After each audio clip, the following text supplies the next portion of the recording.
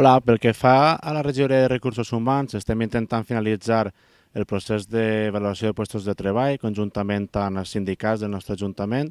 Esperem que a finals d'any ja vegi la llum i s'aprovi aquest document, que és important per a regularitzar la situació laboral de la nostra plantilla.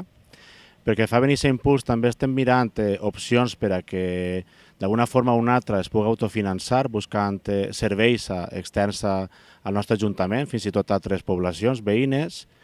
Tant en l'Ajuntament com en Benissa Impuls anem a engegar un pla d'igualtat intern perquè volem que l'Ajuntament doni exemple a la resta de la ciutadania que és necessari aquest punt. Serà una acció que es farà conjuntament amb la regidoria d'Igualtat.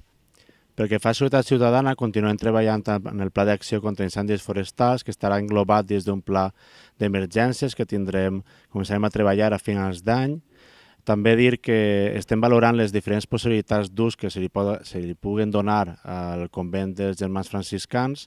Volem treballar conjuntament amb l'Orde Franciscana, que és al cap i a la fi la propietària d'aquest edifici, i estem treballant a poc per a veure quin ús i de quina forma poder donar-li una funció a aquest edifici.